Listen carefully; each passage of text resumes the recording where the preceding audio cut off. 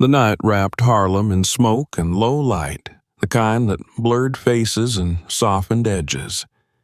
Inside the club, jazz floated lazily above clinking glasses, but it couldn't mask the tension pressing against every wall. People laughed a little too loudly, conversations drifted and stalled, and eyes kept returning to one table near the back. Bumpy Johnson sat there calmly, shoulders relaxed, hat tilted just right, as if the air itself had nothing to say to him. All day, whispers had moved faster than the subway. A contract. Quiet, approved, irreversible. The kind that didn't announce itself with sirens or gunfire, but with patience. Men who understood the rules felt it immediately. Something was different tonight. The usual ease was gone, replaced by a careful awareness that danger no longer needed noise. Bumpy noticed it too. He noticed everything. The way a waiter hesitated before setting down a drink. The way laughter died half a second too early. He had walked into rooms like this for years, places thick with ambition and threat, yet tonight carried a sharper edge. Still, he didn't rush. He didn't scan exits or whisper orders. He simply sat and waited. To anyone watching, it looked reckless. Harlem knew his reputation. He survived because he moved when others didn't, struck before strikes could reach him. Yet here he was, exposed, visible, almost inviting whatever had been set in motion. That was the part that unsettled people most. Fear made sense. Stillness did not. Around him, men pretended not to notice. No one spoke the words aloud. Saying them would make them real, and no one wanted to be the one who acknowledged what might happen next. In this world, silence was often the final courtesy before violence. Bumpy lifted his glass, took a slow sip, and set it down untouched by urgency. He listened to the band, nodded once, and exchanged a few quiet words with the man beside him. There was no tension in his hands, no telltale signs of a man bracing for impact. If death was walking toward him, he wasn't turning to look. The danger wasn't loud. It didn't demand attention. It lingered patiently, like a shadow waiting for the right angle. That was how contracts worked. No warnings, no second chances. When the moment arrived, it would be sudden and final. Everyone in the room understood that, and every instinct told them Bumpy should already be gone. Instead, he stayed. Not because he didn't sense the threat, but because he did. Somewhere beneath the music and smoke, a decision had already been made, and Bumpy Johnson was aware of it. The question wasn't whether he knew. It was why he chose not to act. As minutes passed, unease thickened.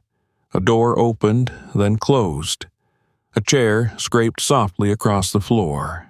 Each small sound carried weight, as if it might be the one that shattered the night. Still, Bumpy remained unmoved, anchored in his chair like the calm center of a gathering storm. Those watching felt the contradiction twist inside them. A man marked for death wasn't supposed to look like this. He wasn't supposed to wait. Yet Bumpy had built his life on understanding timing better than anyone else. If he hadn't moved, it meant something else was already unfolding. By the time the band eased into another song, the room was holding its breath. Death was somewhere nearby, unseen, but certain. And Bumpy Johnson, fully aware, chose patience over escape, letting the night stretch on, daring fate to make the next move. Whatever was coming, he intended to face it on his terms, proving that survival sometimes meant standing still long enough to see who truly blinked first in the dark Harlem night. Harlem, in the middle of the 20th century, lived under constant pressure. Streets carried music, argument, laughter, and worry in equal measure, and survival depended on knowing who truly held authority. Outsiders saw disorder, but residents understood balance. Every block had rules, and every rule existed because someone enforced it. In that environment, Bumpy Johnson did not rise by terror. He rose by becoming the man people trusted when trouble arrived. Bumpy understood that power lasted only when it solved problems. When families faced eviction, he intervened quietly. When shop owners were harassed or robbed, he arranged protection without demanding ownership. Disputes that might have ended in blood were settled with conversation, not spectacle. His authority grew because it reduced chaos rather than feeding it. Harlem learned that stability could exist even in a hostile world. The Italian Mafia watched closely. They controlled neighborhoods through fear, taxation, and removal. That system depended on obedience. Harlem refused it. Bumpy's influence interrupted their model entirely. Numbers, money flowed through the streets, but it flowed locally. The Mafia could not squeeze what they could not fracture. As long as Harlem answered to Bumpy, it remained unified. Respect became his currency. People remembered who helped during sickness, who paid rent when wages disappeared, who stopped violence before it spread. Loyalty formed slowly, strengthened by consistency. Bumpy rarely needed to raise his voice. His reputation traveled faster than threats ever could. When he entered a room, conversations adjusted themselves. That restraint made him dangerous. Violence created enemies. Balance created allegiance. The Mafia understood that removing him would unleash chaos they could exploit. Without Bumpy, fear would return, and fear could be controlled. His presence alone blocked expansion, negotiations, and profits. He was not simply an obstacle. He was the structure itself. To the outside world, Bumpy remained labeled a criminal. Inside Harlem, he was a mediator, a protector, a necessary constant. He kept pressure from collapsing inward. Police harassment slowed when phones rang. Outside, crews retreated when resistance solidified. He did not promise peace, but he delivered order. As years passed, the Mafia tested boundaries. They sent emissaries, offered deals, applied pressure. Nothing shifted. Harlem did not bend. Each failure clarified a truth they could no longer ignore. As long as Bumpy Johnson lived, Harlem could not be owned. His authority was not symbolic. It was operational. That realization transformed strategy. Removing Bumpy was no longer optional or distant. It became essential. But direct force had consequences. Public violence would ignite retaliation and attention. The solution had to be quiet, precise, and internal. It required turning loyalty into a weapon. While Harlem continued its routines, danger recalibrated itself in back rooms far from the streets. Decisions hardened. Lines were drawn. What had once been pressure evolved into intent. The Mafia prepared to escalate beyond negotiation. Unaware, neighbors moved through their days, protected by a balance they could not see. Bumpy continued attending meetings, settling disputes, maintaining order. To those who understood him, this was not ignorance. It was confidence. He knew his role. He understood the cost of his presence. By the time the decision to eliminate him fully formed, Harlem was already committed to its king. Removing him would require betrayal, not invasion. That choice revealed desperation, not strength. And in making it, the Mafia stepped onto a path that would expose the difference between fear and control, setting the stage for a confrontation that would change everything. Every move tightened the silence. Power shifted quietly while the streets carried on. Nothing had exploded yet, but everyone close to Bumpy sensed momentum building. The calm was temporary, deliberate, and loaded. Whatever came next would not arrive by accident. It would arrive exactly when he allowed it to happen then. Decisions about murder rarely sounded dramatic. They were made quietly, behind closed doors, in rooms where voices stayed low and faces stayed still. When the 5 families finally gathered to discuss Bumpy Johnson, there was no anger left, only calculation.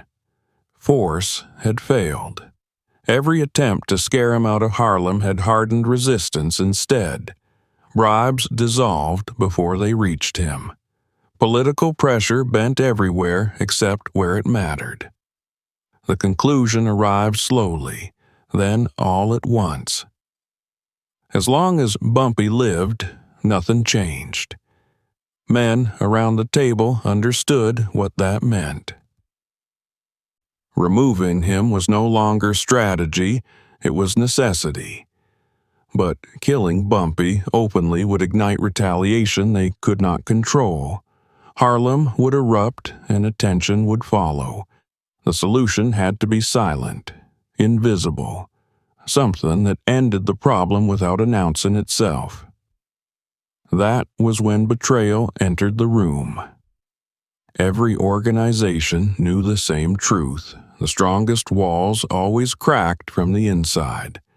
Outsiders were watched. Insiders were trusted. Loyalty created proximity, and proximity created opportunity. Someone close enough could do what armies could not. The question was never whether such a person existed. It was how much pressure it would take to turn them. A price was discussed, then refined. Numbers rose, not because money mattered, but because the message did. This was not payment, it was valuation. Bumpy Johnson's life carried weight, and the figure reflected how badly they needed it gone. The sum would travel carefully, pass through hands that knew how to speak without words. The plan itself was brutally simple. No ambush, no spectacle, no warning. One trusted figure, one moment of access, one clean shot. Afterward, the city would breathe again. Harlem would be leaderless, divided, vulnerable. Control could finally move in. What made the decision irreversible was not the money. It was the choice to weaponize loyalty. The moment the families agreed to turn someone Bumpy trusted, the conflict crossed a line. This was no longer business between rivals. It was an attack on the code itself. In their world, betrayal carried consequences beyond death. Channels activated quietly. Feelers were sent. Conversations happened in cars. Restaurants and hallways where no one lingered too long. The target was approached indirectly, wrapped in sympathy and understanding. Pressure came dressed as opportunity. Desperation did the rest. Every man had something he feared losing, something money promised to save. The danger of insiders was never their access alone. It was the certainty they provided. Once someone close agreed, the outcome felt inevitable. Guards lowered. Suspicion faded. Everyone assumed the threat would come from outside, loud and obvious, not from the hand that had always stood nearby. By the time the final agreement settled, the war had already turned personal. Bumpy was no longer an obstacle. He was a lesson that needed to be erased. His survival challenged their authority. His presence embarrassed them. Ending him became about restoring balance in their own minds. What none of them fully understood was that silence traveled both ways. Plans left traces. Decisions created ripples. while the families believed they were acting unseen. Information moved through Harlem with its own logic. Eyes watched, ears listened, patterns formed. Somewhere between approval and execution, something shifted. The contract existed. The plan advanced. Money changed hands. And yet the most dangerous part of the operation was already compromised. Because the assumption underlying everything was wrong. They believed Bumpy Johnson was unaware. They believed loyalty had blinded him. They believed patience equaled ignorance. That single belief allowed the plan to continue unchallenged. In reality, the moment they chose betrayal, the outcome was already changing. The contract they thought was secret had been noticed. The decision they believed was final had been anticipated. And the man they planned to surprise 3 weeks can feel like nothing, or it can feel like a lifetime. For Bumpy Johnson, it became a quiet stretch of observation, a period where he learned more by doing less. He did not confront anyone. He did not change routines. He simply watched, letting patterns reveal themselves without pressure. He noticed hesitation where there had once been confidence, a glance held too long, a silence arriving too early. Men who had stood comfortably at his side now measured distance differently. Fear leaked out in small ways, never announced, always present. Bumpy saw it and stored it away, piece by piece. He tested loyalty without accusation, small requests, minor changes. Nothing that raised alarms. Those who remained steady passed without comment. One man did not. That was enough. Proof did not require confession. It required consistency, and the inconsistency told him everything. Stopping the attempt would have been easy. One conversation, one order, and the danger would disappear. But that would solve only the surface problem. Another contract would follow. Another name would be tempted. The cycle would continue. Bumpy understood that survival alone was not the goal. Control was. So he waited. Waiting was not passive. It was deliberate. Every day the traitor struggled under the weight of the choice he had made. Fear grew heavier. Guilt sharpened. The pressure did more damage than any punishment ever could. Bumpy allowed it to happen because the lesson required exposure. Revenge would have been fast and satisfying. Dominance required patience. Bumpy had spent years learning the difference. Violence ended conversations. Strategy ended arguments. By allowing the betrayal to reach its moment, he could end more than one threat at once. Those weeks moved slowly for everyone else. Harlem carried on. Meetings happened. Disputes were settled. Music played. Beneath it all, inevitability built. Bumpy remained visible, calm, unhurried. That calm unsettled people far more than aggression ever had. He was not waiting to see if the attempt would happen. He knew it would. He was deciding how it would be remembered. Every night he returned to familiar rooms, familiar faces, familiar rituals. Nothing about his behavior suggested fear. That was intentional. If panic spread, the lesson would weaken. If chaos erupted early, the message would fracture. He needed witnesses who felt safe enough to be shocked. Patience became his weapon. Silence became his shield. Information gathered quietly replaced bullets entirely. The longer he waited, the more complete the outcome became. By the end of the 3rd week, everything was in place. The traitor was committed. The plan was active. The room had been chosen. The timing was fixed. Bumpy did not interfere. He allowed the final step to approach, confident that when the moment arrived, the balance of power would shift permanently. The night was coming. The gun would be raised. The trigger would be pulled. And in that instant, Harlem would understand the difference between a man who reacts and a man who controls the board long before the move is made. Nothing about the waiting was accidental. Each quiet day narrowed the outcome, tightening the space where chance could interfere. By refusing urgency, Bumpy removed unpredictability from the equation. When the moment finally arrived, it would not feel sudden to him, only inevitable. That certainty was the true preparation. It meant the coming act would expose more than betrayal. It would expose who truly understood power and who mistook motion for control.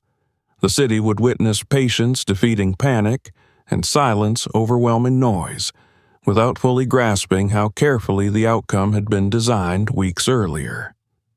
By the time anyone understood, the lesson would already belong to Harlem, sealed in memory before the sound itself ever had a chance to echo through the night air.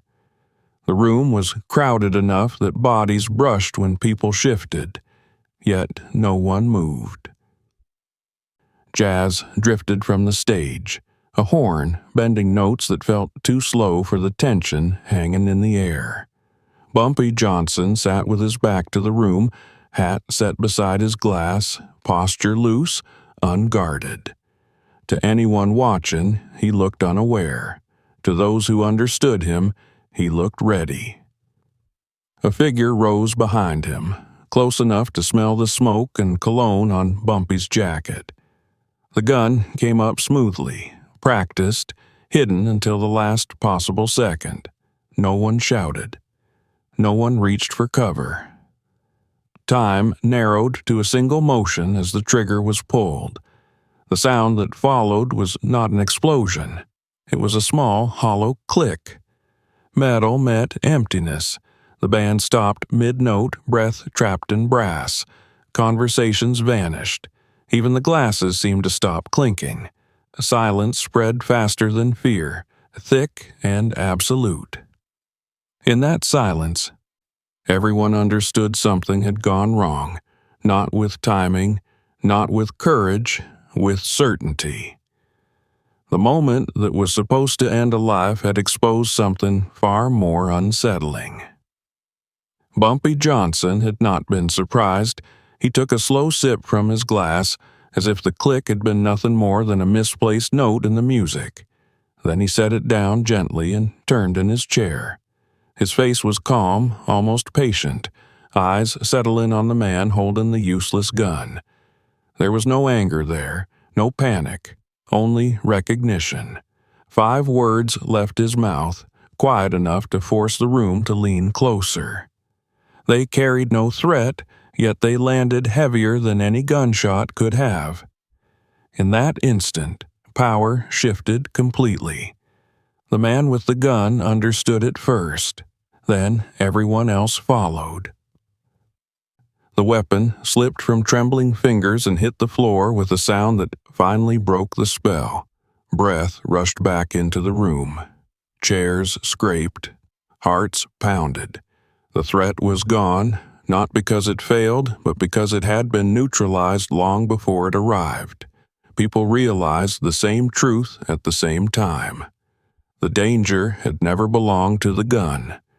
It belonged to the mind that had anticipated it.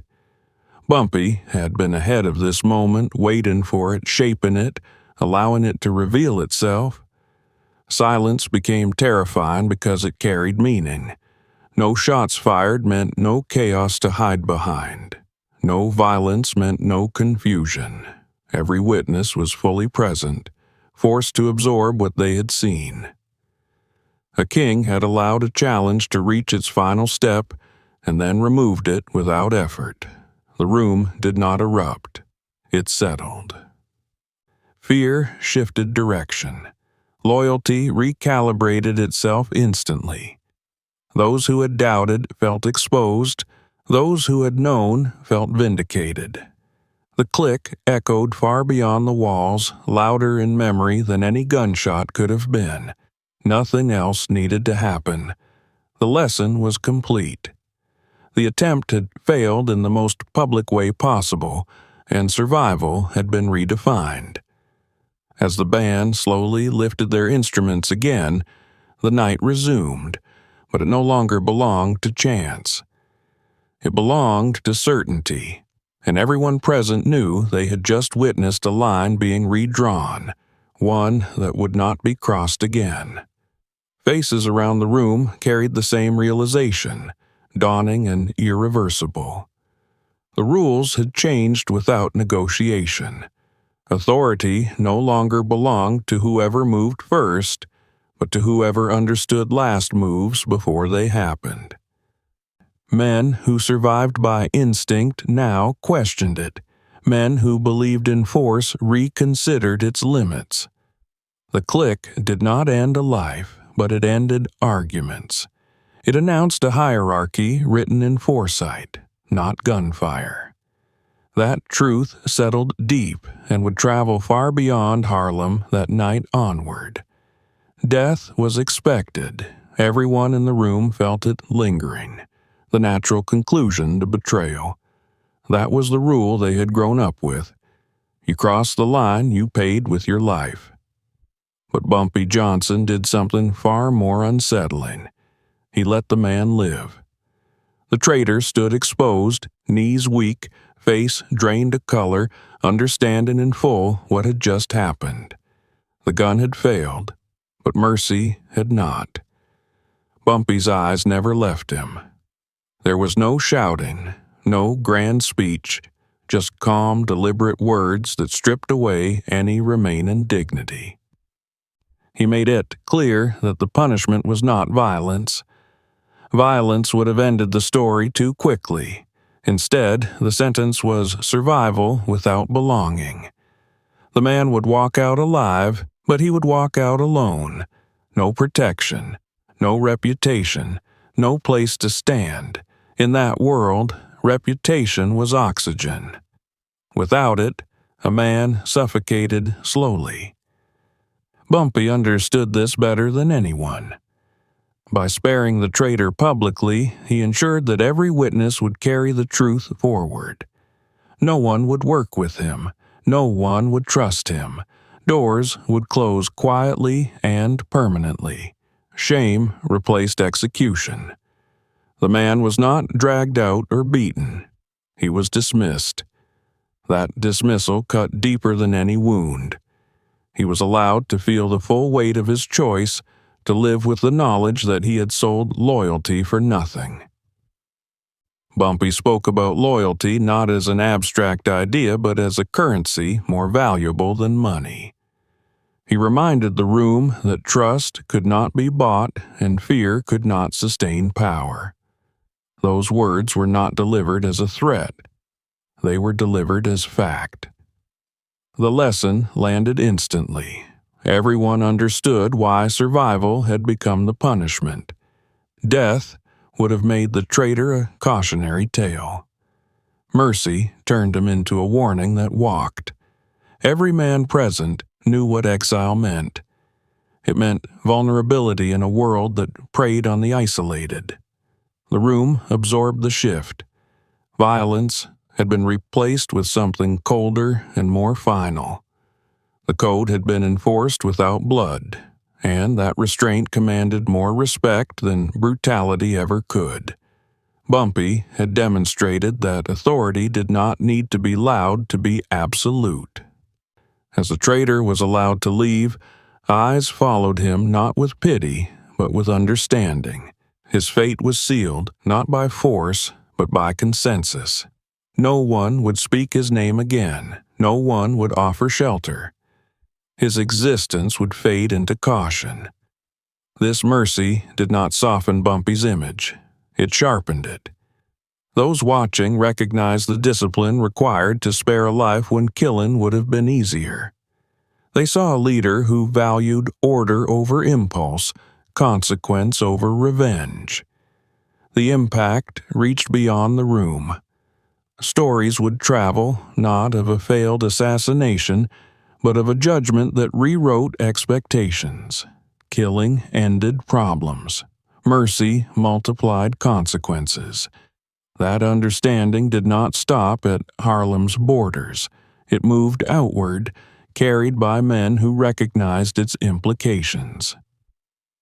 If Bumpy Johnson could neutralize betrayal without violence, then every calculation about removing him had to change.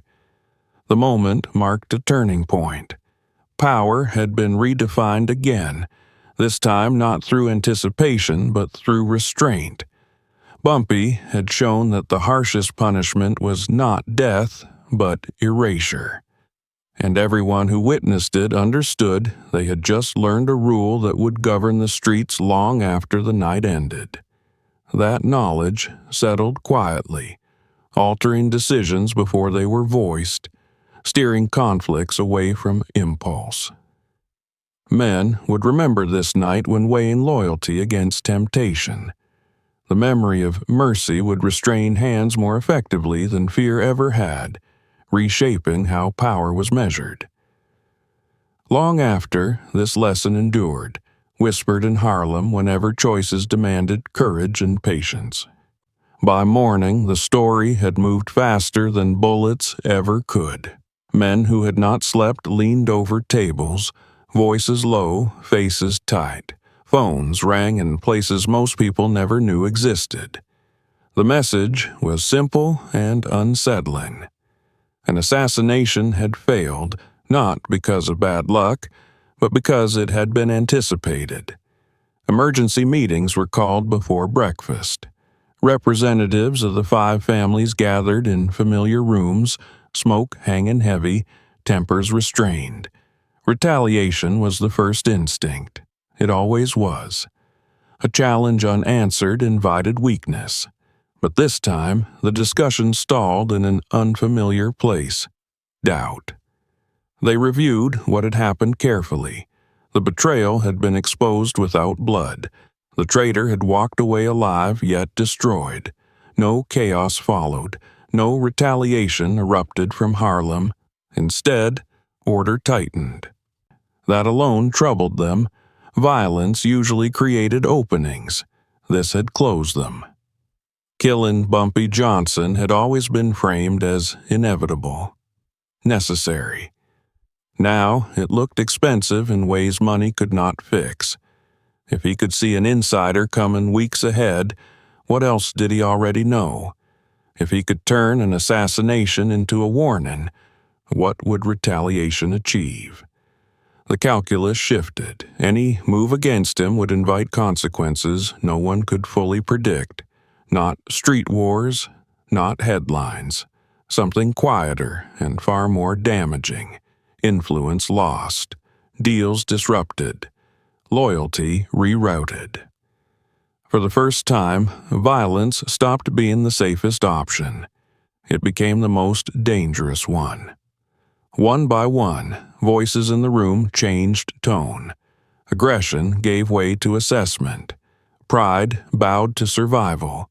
The question was no longer how to remove Bumpy Johnson, but whether removing him was even possible without tearing apart their own foundations. Someone finally said what none of them wanted to admit. Harlem was not worth the cost. Not anymore. Not under a man who treated foresight like a weapon. The decision landed heavily. Harlem would be left alone, not conquered, not negotiated. Respected as a boundary, an unspoken line drawn on the map of the city. It was unprecedented. Territories were taken, lost, reclaimed through decades of blood. Retreat was not tradition, but calculation was, and the calculation was clear. Every move against Bumpy had strengthened him. Continuing would only confirm his advantage. By midday, the word began to travel, quietly, carefully. Harlem was off limits, no new pressure, no tests, no messages sent through intermediaries. The war was over without a final battle. For men who built power on force, this was a rare admission. They were not afraid. They were outmatched. That distinction mattered. The streets felt the shift almost immediately. Tension eased in places it had lingered for years. Business resumed without interference. The absence of conflict spoke louder than any announcement. Bumpy Johnson did not celebrate. He did not need to. The result was exactly what he had engineered. Control without confrontation. Territory secured without bloodshed. The Mafia's retreat became a story whispered with disbelief. Not because a war had ended, but because it had ended without violence. One man had changed the rules by refusing to play the expected game. And, in that decision, his reach extended far beyond Harlem. It reached into boardrooms, backrooms, and future plans. Every organization recalculated how they approached power, because somewhere in the city a man had proven that seeing further mattered more than striking first. That realization lingered quietly, shaping decisions long before they were spoken aloud. Deals were reconsidered, risks were delayed, ambition learned restraint. The absence of conflict became its own signal, reminding everyone watching that dominance did not always announce itself. Sometimes it arrived through patience, clarity, and the discipline to stop pushing once the outcome was already decided. It reminded them that foresight, not fury, decided who controlled tomorrow, long after the night. Years passed and Harlem changed its clothes but not its memory. The streets grew louder, the music shifted, faces came and went. Yet, the story stayed anchored to one night when violence was invited and refused. People still spoke about it in low tones, not because of fear, but because it explained something they had lived with ever since. Bumpy Johnson did not die by the rules written for men like him. There was no ambush, no warning shot, no siren-filled street. He collapsed quietly years later, a heart given out in a place he knew well. Fate, not a gun, closed the book. That ending mattered. It reinforced everything that night had taught. The lesson was simple but uncomfortable. Power was not the man with the weapon. It was the man who knew when the weapon would appear. That truth reshaped how people measured strength. Loud men were watched carefully. Quiet men were listened to. Harlem remembered the silence more than the click. The pause that followed it carried more weight than noise ever could. In that pause, choices were exposed and futures altered. It taught an entire neighborhood that restraint could protect what aggression only endangered.